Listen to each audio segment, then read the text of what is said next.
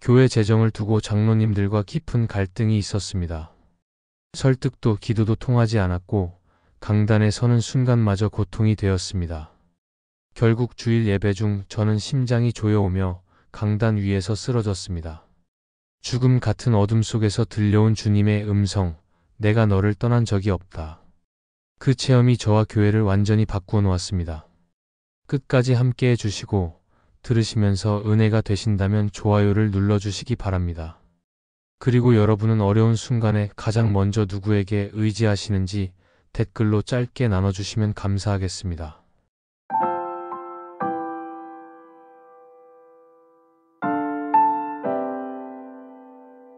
저는 충남 서천군의 한 작은 시골 교회를 맡아 섬기고 있었습니다.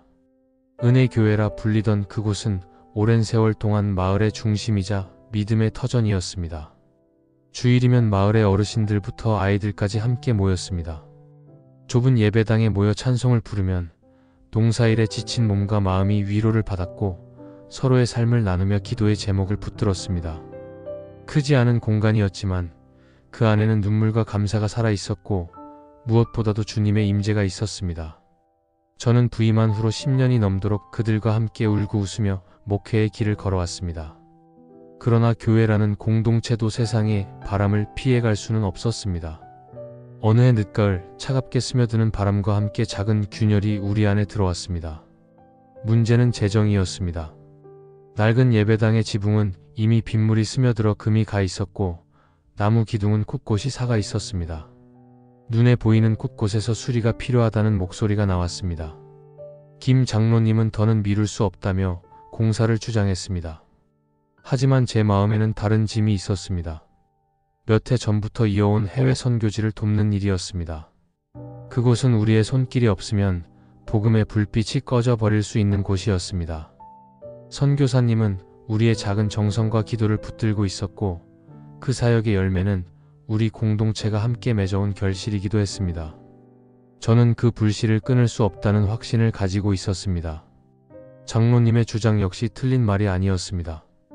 교회의 외형이 무너져 내리면 예배와 공동체가 상처를 입을 수 있다는 것은 분명했습니다. 그러나 제 안에는 선교를 향한 사명을 놓을 수 없다는 부담이 더 크게 자리 잡고 있었습니다. 처음에는 단순한 의견 차이였습니다.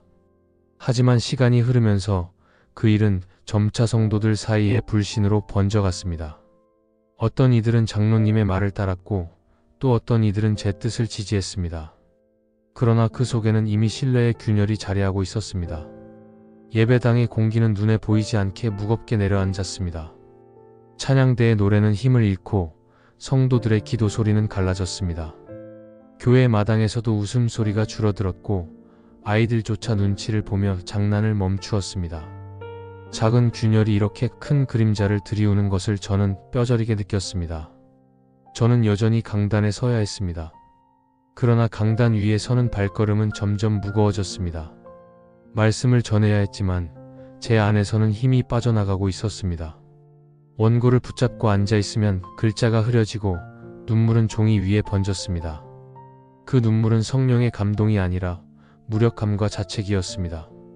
밤마다 성경을 펼쳤지만 눈은 글자를 따라가도 마음은 따라가지 못했습니다. 무릎을 꿇으면 기도가 길게 이어지지 못하고 신음 같은 한마디만 나왔습니다. 주님, 어떻게 해야 합니까? 그 말 외에는 아무것도 나오지 않았습니다. 당회가 열릴 때면 갈등은 더 깊어졌습니다. 서로의 목소리는 점점 높아졌고 의견의 차이는 불신의 골짜기가 되었습니다. 그 자리에서 한 장로님은 더 이상 참을 수 없다는 듯이 말했습니다. 목사님, 교회는 목사님 혼자 끌고 가는 곳이 아닙니다. 우리도 주님의 교회를 위해 싸워야 합니다. 맞는 말이었습니다. 그러나 그 말 속에는 이미 목회자에 대한 신뢰가 흔들리고 있음을 드러내는 뼈아픈 선언이 있었습니다.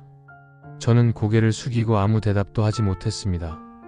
집으로 돌아와 성경을 펴도 말씀이 눈에 들어오지 않았습니다.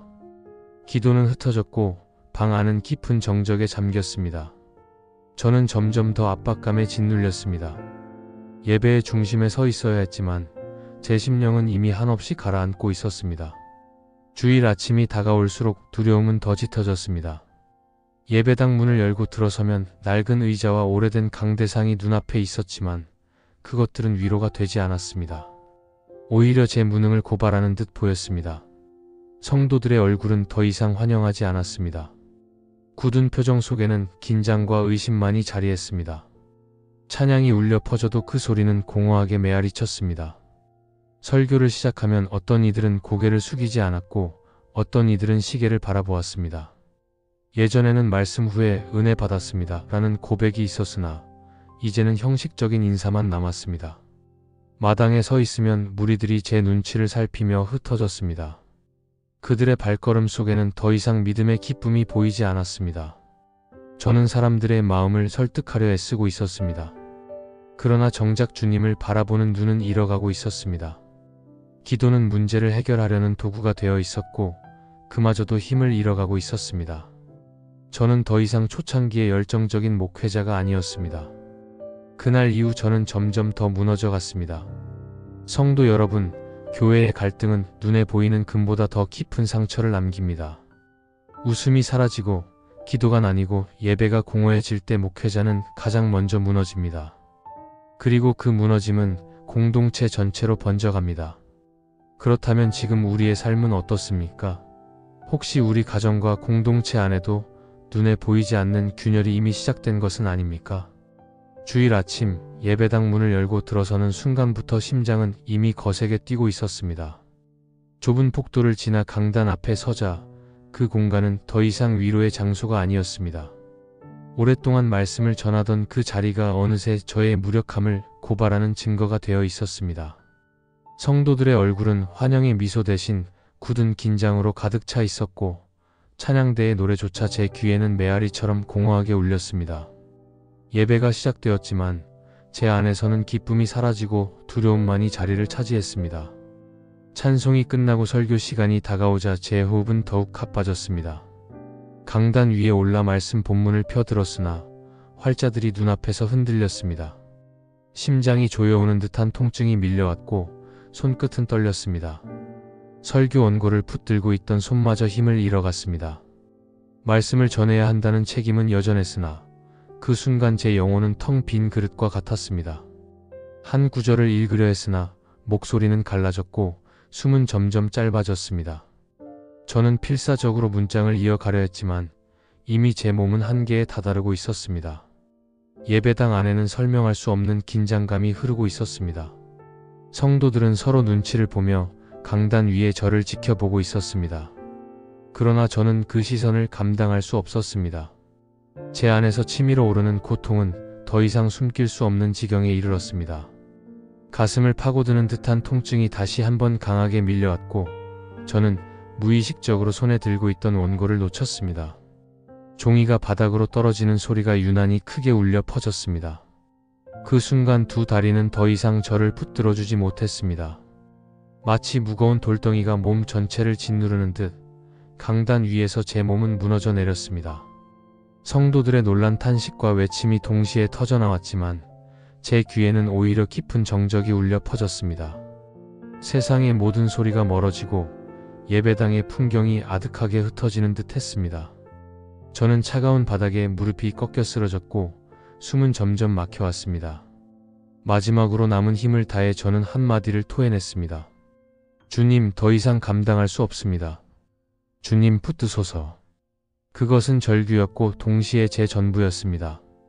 목회자의 권위도 설교자의 담대함도 사람들의 시선도 더 이상 중요하지 않았습니다. 오직 살아계신 하나님께 매달리는 외침만이 제 입술에서 흘러나왔습니다.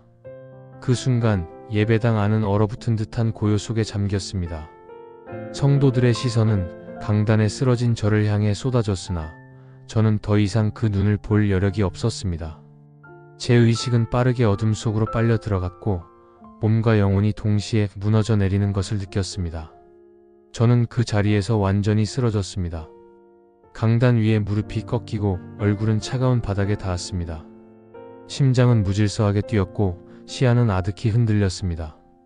이제는 제 힘으로 일어설 수도 제 목소리로 말씀을 전할 수도 없었습니다. 모든 것이 멀어져 가는 그 순간 저는 인간의 연약함과 한계를 깊이 실감했습니다. 그리고 바로 그 절망의 자리가 하나님께서 저를 만나주실 준비를 하신 자리였습니다. 강단 위에 쓰러진 순간 저는 더 이상 현실을 붙잡을 수 없었습니다. 의식은 점점 흐려지고 숨은 막혀오고 주위의 소리들은 멀어져 갔습니다. 성도들의 외침과 발소리는 희미하게 메아리칠 뿐 제 영혼은 마치 낯선 길로 홀로 떠밀려 가는 듯 했습니다. 차가운 바닥은 몸을 붙잡았지만 제 속은 무적행으로 빨려 들어가는 느낌이었습니다. 바닥에 엎드려 있었지만 내면은 깊고 어두운 구덩이로 끌려 내려가고 있었습니다. 처음에는 혼란스러웠습니다. 이것이 단순한 기절인지 아니면 죽음의 문턱인지 분간할 수 없었습니다. 그러나 곧 알 수 있었습니다. 몸의 감각은 점점 멀어지고 대신 영혼의 두려움이 뚜렷해졌습니다. 끝없이 떨어지는 낙하감이 저를 사로잡았습니다. 마치 끝없는 구덩이 속으로 몸과 마음이 동시에 추락하는 듯 했습니다. 발을 디딜 땅은 없었고 사방은 짙은 어둠뿐이었습니다. 그 어둠은 단순한 밤의 어둠이 아니었습니다. 손을 뻗어도 잡히는 것이 없고 눈을 떠도 아무것도 보이지 않는 존재 자체를 삼켜버리는 심연이었습니다. 무언가가 제 영혼을 깊이 끌어내리는 것 같았습니다. 공포는 뼛속까지 스며들었고 심장은 마치 조여오는 쇠사슬에 묶인 듯 했습니다. 혹시 주님께 버림받은 것은 아닐까? 이 생각이 제 마음을 파고들었습니다. 목회자로 부름을 받았다고 믿었던 길이 과연 진짜였을까? 수십 년간의 설교와 기도가 과연 주님 앞에 향해 있었던 것일까? 아니면 사람의 시선을 붙들고 살아온 것이었을까? 회의가 번개처럼 스쳐갔습니다. 그 순간 제 사명에 대한 확신은 흔들렸습니다. 설교자의 담대함도, 목회자의 권위도, 주님의 종이라는 정체성도 사라져버렸습니다. 저는 무너진 인간일 뿐이었습니다. 영혼이 나락으로 떨어질수록 심장은 더 크게 요동쳤습니다. 공포가 몰려왔고 숨은 끊어질 듯 가빠졌습니다. 그 자리에서 저는 절규했습니다. 주님, 저를 버리지 마소서. 주님, 도와주소서. 그러나 제 외침은 메아리처럼 흩어져 갔습니다. 아무 응답도 없었고 더 깊은 침묵만이 뒤덮었습니다. 마치 하늘조차 굳게 닫혀있는 듯 했습니다. 저는 그 어둠 속에서 완전히 홀로 남겨진 듯 했습니다. 목사라는 옷을 입고 있었으나 영혼은 길 잃은 방랑자와 같았습니다. 사람들에게 설교했던 말씀조차 제 귀에는 공허하게 울렸습니다. 제가 붙든 기도는 문제를 해결하기 위한 수단에 불과했고 하나님과의 교제는 멀어져 있었습니다. 그때였습니다. 차가운 어둠 한가운데서 아주 희미한 속삭임이 들려왔습니다. 크지 않은 음성이었지만 그 말은 제 심장을 꿰뚫었습니다. 내가 너를 떠난 적이 없다. 단 한 문장이었지만 제 영혼 깊은 곳에 울림을 주었습니다. 어둠 속에서도 그 말은 불씨처럼 남아 있었습니다. 저는 여전히 어둠 속에 있었습니다. 그러나 그 속삭임이 제 마음 한가운데 박히자 무너져 가던 의식이 잠시 멈춰 선 듯 했습니다. 여전히 끝없는 낙하 속에 있었지만 그 순간 영혼의 눈앞에는 지난날의 장면들이 펼쳐지기 시작했습니다. 처음 부르심을 받던 청년 시절, 강단 앞에 무릎을 꿇고 눈물을 흘리며 주님, 저를 사용하소서라고 고백하던 모습이 스쳐 지나갔습니다. 순수했던 첫사랑의 열정, 말씀을 붙들고 하루 종일 기도하던 날들, 전도하며 복음을 전할 때의 뜨거움이 그림처럼 지나갔습니다. 그러나 그것은 아련한 기억일 뿐 지금의 현실은 완전히 달랐습니다. 다음으로 떠오른 장면은 성도들과 함께 눈물로 기도하던 시간이었습니다. 환자들을 위해 밤늦도록 기도하던 순간, 눈물로 헌신하던 가정들의 모습, 그리고 작은 교회 안에서 울려 퍼지던 감사의 고백들. 그러나 그 모든 아름다운 기억은 먼 과거처럼 희미해졌습니다. 지금 내 앞에 남은 것은 무너진 강단과 흔들린 공동체, 그리고 바닥에 쓰러진 제 절망뿐이었습니다. 어둠은 여전히 짙었습니다. 죽음의 문턱에 서 있는 듯 차갑고 무거운 그림자가 제 영혼을 덮었습니다. 공포는 여전히 사라지지 않았습니다. 이제는 끝이다. 주님께 버림받은 것이 아닐까? 내 사명은 여기서 끝난 것이 아닐까? 라는 의심이 뼛속까지 스며들었습니다. 믿음은 바람 앞에 촛불처럼 흔들렸습니다. 그러나 이상하게도 설명할 수 없는 평안이 아주 희미하게 제 마음에 스며들기 시작했습니다. 어둠은 변하지 않았지만 그 안에서 들려온 속삭임이 계속 울려 퍼졌습니다. 내가 너를 떠난 적이 없다. 너는 여전히 내 종이다. 그 말은 크게 울리지 않았지만 절망에 잠긴 제 영혼의 새로운 울림이 되었습니다. 저는 여전히 무너져 있었지만 동시에 다시 붙들리는 것을 느꼈습니다. 절망의 바닥이라고 여겼던 자리가 하나님을 다시 만나는 시작점이 될 수 있다는 깨달음이 찾아왔습니다. 눈물은 계속 흘렀지만 그 눈물은 단순한 두려움의 눈물이 아니었습니다. 마치 메마른 땅을 적시는 빗방울처럼 제 영혼을 적시는 회복의 눈물이었습니다. 그 순간 예배당 안에서도 변화가 일어나고 있었습니다. 처음에는 조용한 흐느낌이 들리더니 곧 성도들의 눈물과 회개의 기도가 터져나왔습니다. 장로님도 집사님도 권사님도 함께 울며 주여 우리를 용서하소서라고 고백했습니다. 무너졌던 공동체가 다시 하나로 묶여가고 있었습니다. 저는 어둠 속에서 하나님의 음성을 들었고 눈앞에는 다시금 희미한 빛이 비치기 시작했습니다. 죽음의 문턱에서 만난 주님의 속삭임은 제 목회의 방향을 바꾸는 전환점이 되었습니다. 강단 바닥에 쓰러져 있던 제 몸은 여전히 무겁고 차가웠습니다. 숨은 가빠졌고 심장은 불규칙하게 뛰었습니다.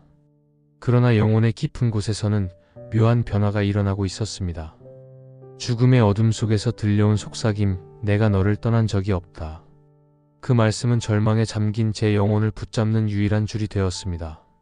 모든 힘이 빠져나간 순간 저는 더 이상 목사의 체면이나 사람들의 시선을 의식할 수 없었습니다. 그저 무너진 인간으로서 주님 앞에 엎드려 있었을 뿐입니다. 그 자리에서 저는 짧지만 온 마음을 담아 기도했습니다. 주님, 저는 무너졌습니다. 그러나 주님, 저를 불쌍히 여기소서. 저를 붙드소서. 그 기도는 길지 않았습니다. 그러나 그 고백은 제 안의 교만을 무너뜨렸고 무거운 짐을 끌어안고 있던 제 어깨를 풀어주었습니다. 그 순간부터 저는 제 능력과 방법이 아니라 오직 주님의 손길만을 의지해야 함을 알게 되었습니다. 바닥은 차가웠지만 제 심령은 뜨겁게 달아오르기 시작했습니다. 눈물은 멈추지 않았지만 그것은 더 이상 두려움의 눈물이 아니었습니다. 주님께 다시 붙들리는 눈물이었습니다. 그때 예배당 안에서도 놀라운 변화가 일어났습니다. 처음에는 조용한 흐느낌이었습니다. 그러나 이내 장로님들의 얼굴 위에도 집사님들의 손 위에도 권사님들의 눈빛에도 눈물이 번져갔습니다. 주여 우리를 용서하소서. 주님 우리를 불쌍히 여기소서. 각자의 입술에서 터져나온 고백은 하나의 물결이 되어 퍼져나갔습니다. 갈라졌던 마음들이 울음 속에서 녹아내렸습니다. 서로 등을 돌리던 성도들이 서로의 손을 붙잡기 시작했습니다. 냉랭한 공기는 사라지고 오직 회개와 간구가 예배당을 가득 채웠습니다. 저희 교회는 그날 준비된 순서대로 움직이지 않았습니다. 찬송가도 설교 원고도 더 이상 의미가 없었습니다. 그러나 그것은 무질서가 아니었습니다. 성령께서 친히 예배를 주관하신 질서였습니다. 인간이 짠 계획이 사라지고 하나님의 뜻이 드러나는 순간이었습니다.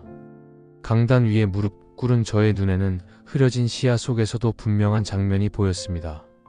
성도들의 얼굴은 변해 있었습니다. 긴장과 분노가 사라지고 눈물과 은혜의 빛이 그 자리를 대신했습니다. 그날 저는 뼈저리게 깨달았습니다. 교회를 묶는 힘은 사람의 설득이나 논리가 아니었습니다. 목회자가 애써 붙잡는 말이 아니라 성령께서 주시는 평안이었습니다. 제가 아무리 노력해도 하나 되지 못하던 성도들이 눈물의 기도 앞에서 하나가 되었습니다. 그 순간 제 목회의 길이 어디에 있어야 하는지가 분명해졌습니다.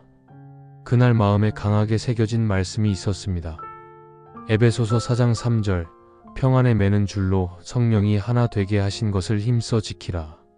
저는 그 말씀을 수도 없이 설교했지만 정작 제 심령에 새겨지지는 못했습니다. 그러나 쓰러진 그 자리에서야 비로소 깨달았습니다.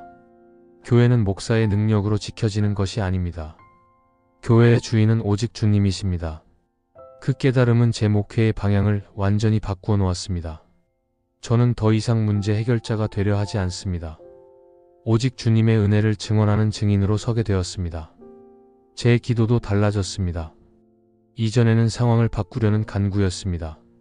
그러나 이제는 주님의 뜻을 찾고 그 뜻에 순종하려는 고백으로 변했습니다.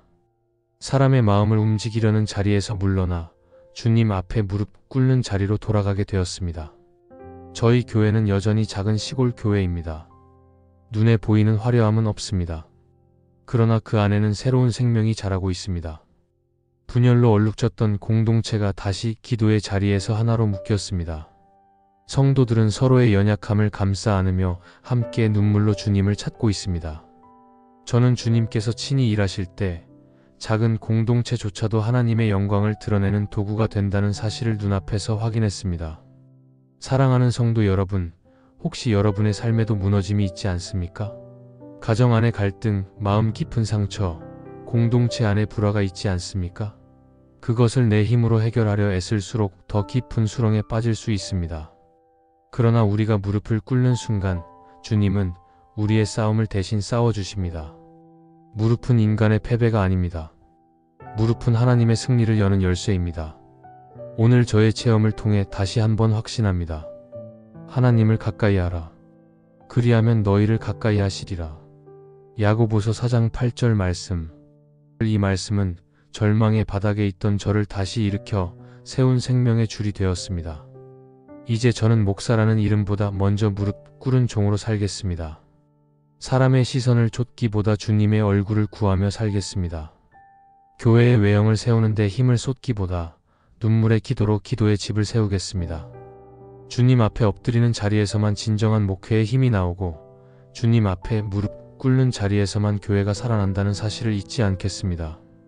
이 말씀의 은혜와 도전이 되셨다면 영상의 아멘으로 함께 고백해 주시고 이 메시지를 주변 분들과 나누어 주십시오. 구독과 좋아요, 그리고 알림 설정으로 함께 기도의 공동체를 세워가면 감사하겠습니다.